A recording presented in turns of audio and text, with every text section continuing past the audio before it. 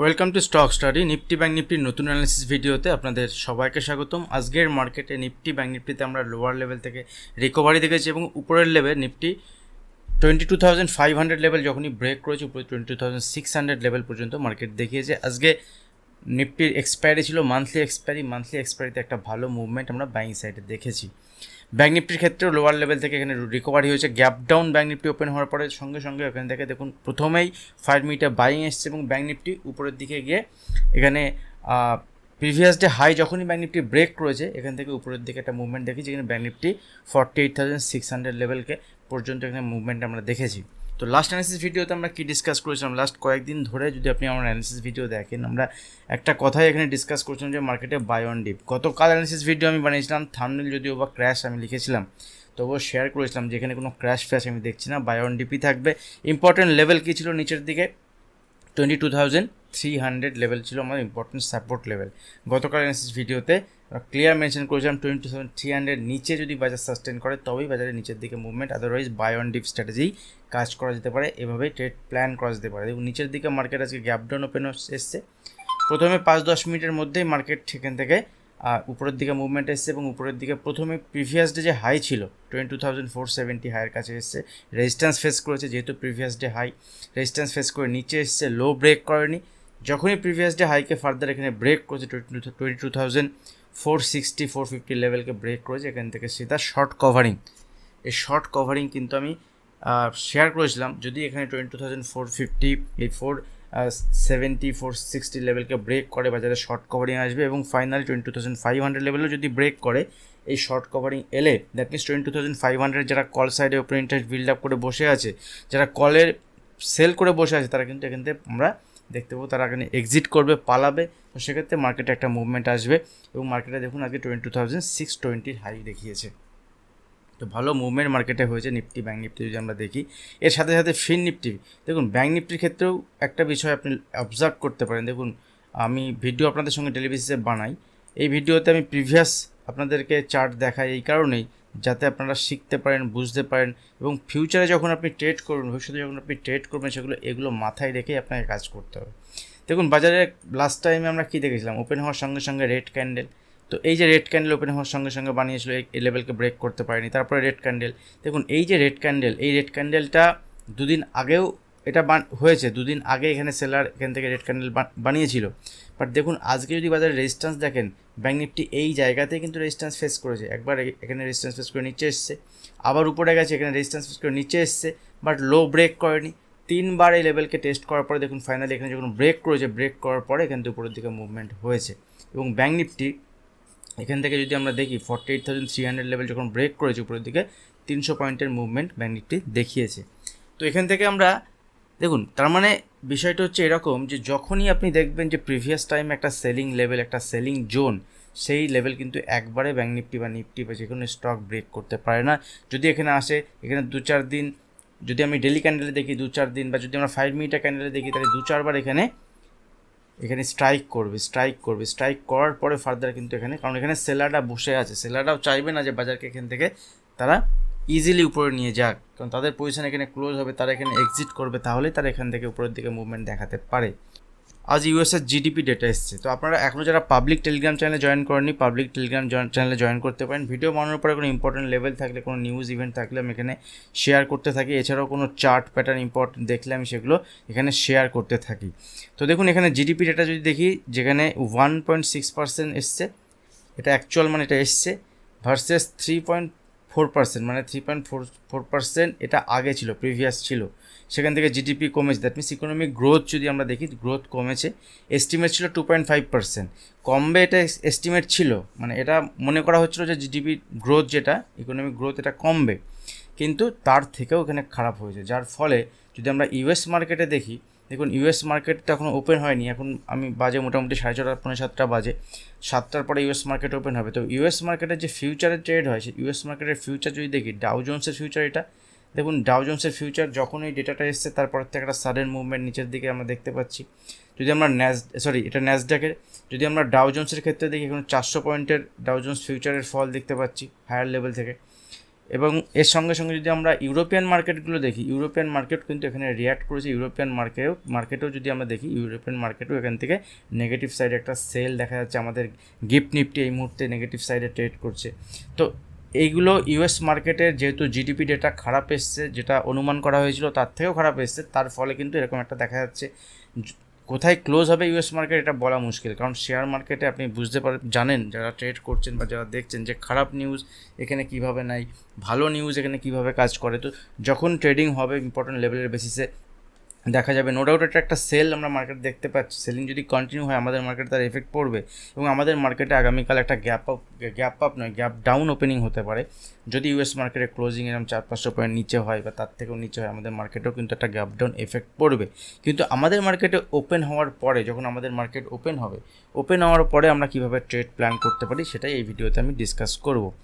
আর বেশ কয়েকদিন আগে থেকে আমি কয়েকটি স্টক আপনাদের সঙ্গে শেয়ার করছিলাম, তার মধ্যে যদি আজকে আপনি দেখেন, আজকে ব্যাঙ্কিং সেক্টরে একটা ভালো মুভমেন্ট হয়েছে এবং কোটাক মাহিন্দ্রা ব্যাংকের আজকে 10%-এর ফল হয়েছে।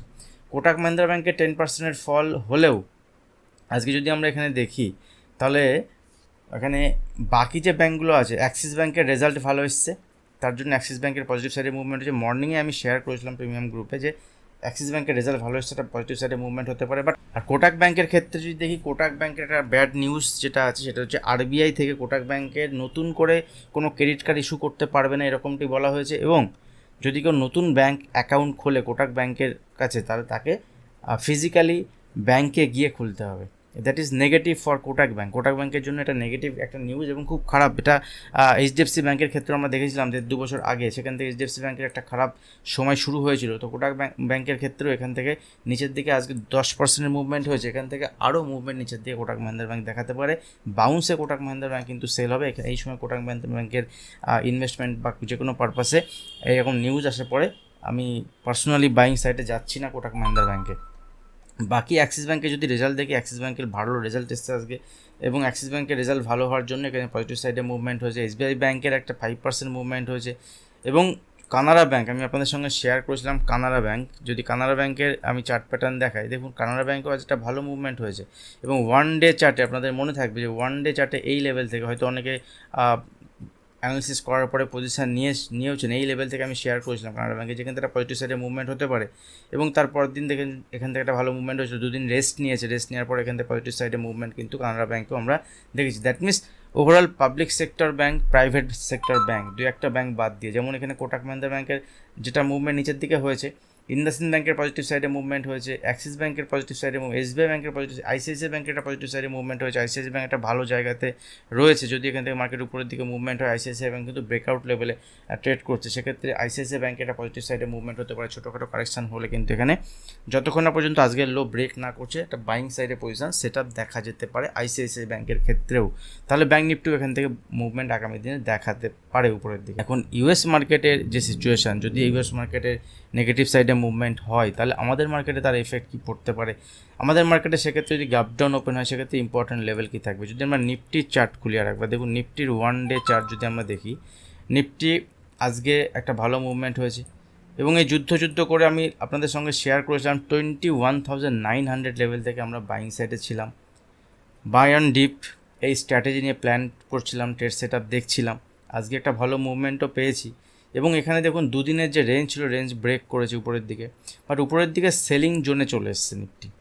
উপরের দিকে এখন নিফটি যদি নিচে আসে, দেখুন উপরের দিকে গেছে, নিচে কতদূর পর্যন্ত বাইং অপরচুনিটি হতে পারে। আগে 22,300 ছিল, এখন সেটা শিফট হয়ে 22,400, ঠিক আছে। এবং দেখুন আজকে যদি আমি ইন্টারে চার্ট খুলি, 5 মিনিটের চার্ট, 22,400 লেভেল নিফটির এখন সাপোর্ট লেভেল। 22,400 লেভেল পর্যন্ত যদি নিফটি গ্যাপ ডাউন ওপেন হয়, যদি 22,400 লেভেল হোল্ড করে তো খারাপ সিচুয়েশন কিছু নেই, এই লেভেলের নিচেই উইক হবে এবং ফাইনালি 22,300 নিচে মার্কেটে সেলিং অপরচুনিটি হবে। তো যদি আমরা দেখি এখান থেকে মোটামুটি 200-300 পয়েন্টের এখনও খেলা রয়েছে। যদি গ্যাপ ডাউন ওপেন হয় 200-300 পয়েন্ট গ্যাপ ডাউন, যদি 200-300 পয়েন্ট গ্যাপ ডাউন নয়, যদি এখানে ছোটোখাটো গ্যাপ ডাউন ওপেন হয়, যদি বাজার উইক হতে হয় তা সেক্ষেত্রে আরও নিচে আসবে এবং যখন 22,300 নিচে চলে আসবে দ্যাট মিনস বাজার সেলিং প্ল্যান করব এবং তখন বাজারে সেলিং অপরচুনিটি খুঁজবে যদি এখান থেকে বাজারে কোনো রাইজ আছে, সেল অন রাইজ অপরচুনিটি, উপরের দিকে মুভমেন্ট হলে সেক্ষেত্রে আমরা আগামী দিনের ট্রেড প্ল্যান দেখতে পারি। এই মুহূর্তে যা সিচুয়েশন আছে, এই সিচুয়েশনে কিন্তু বাজারে এখনও পর্যন্ত সেলিং অপরচুনিটি নেই। ছোটোখাটো কারেকশান যদি আসে, 100-150 পয়েন্টের মুভমেন্ট যদি নিচের দিকে হয়, সেক্ষেত্রে বাইং অপরচুনিটি হতে পারে, বাট রিভার্সাল সাইন বা কোনো প্রাইস অ্যাকশন দেখালে সেখানে দেখাতে পারে। আর উপরের দিকে যদি ধরুন এখানে ফ্ল্যাট ওপেন হয়, উপরের দিকে যদি ফার্দার 22,600 লেভেলকে ব্রেক করে, সেক্ষেত্রে 22,700-750 লেভেল পর্যন্ত দেখাবে। এবং এখানে যদি আমরা নিউ হাই দেখি বাজারে, খুব বেশি দূর নেই, নিফটি যদি এখানে হাই দেখি, দেখুন নিফটি এখান থেকে অল টাইম হাই হচ্ছে 22,790 বা 22,800, তো 22,800 পর্যন্ত অল টাইম হাইও বাজার দেখাতে পারে। কারণ এখান থেকে যদি আমরা দেখি, এখান থেকে আর 300 পয়েন্ট মতো দূরে আছে। তো সেখান থেকে লেটস সি ইউএস মার্কেটে এই যেটা নিউজটা এসছে বা যে ঘটনাটা ঘটেছে, আমাদের জিডিপি যে ব্যাপারটা, তো গ্রোথ হিসেবে ওদের মার্কেটে কেমন মুভমেন্ট হয় এবং তার বেসিসে আমাদের মার্কেটেরও ট্রেড সেট আপ আমরা দেখতে পারবো। তো লেটস সি কী হয়, আমি আপনাদের সঙ্গে শেয়ার করতে থাকবো, এভাবে শেয়ার করতে থাকি। ব্যাঙ্ক নিফটির ক্ষেত্রে তো আজকে খুব ভালো একটা মুভমেন্ট হয়েছে। আর ব্যাঙ্ক নিফটির 1 ডে চার্ট যদি দেখি, দেখুন ব্যাঙ্ক নিফটির 2-3 দিনের যে রেঞ্জ ছিল, যেখান থেকে সেলিং আসছিল, সেই লেভেলকে ব্রেক করে উপরের দিয়ে গেছে। তো ব্যাঙ্ক নিফটির ক্ষেত্রে এখন 48,200 কিন্তু ইম্পর্টেন্ট সাপোর্ট লেভেল থাকবে, উপরের থেকে এখনও 200-300 পয়েন্ট নিচে। এবং ফাইনালি 48,000ও সাপোর্ট লেভেল, বাট 48,000 লেভেল দেখুন লাস্ট অ্যানালিসিস ভিডিওতে ব্যাঙ্ক নিফটিতে কী শেয়ার করেছিলাম, যদি 48,000-এর নিচে ট্রেড করতে স্টার্ট করে তবে ব্যাঙ্ক নিফটি উইক। এবং আজকে দেখুন প্রথমেই ব্যাঙ্ক নিফটি ওপেন হয়েছে, ওপেন হওয়ার সঙ্গে সঙ্গে উপরে গেছে, এখানে উপরে গিয়ে প্রিভিয়াস ডে হাইকে রেজিস্ট্যান্স ফেস করে নিচে এসছে, বাট এখানে 48,000-এর নিচে আর আসেনি।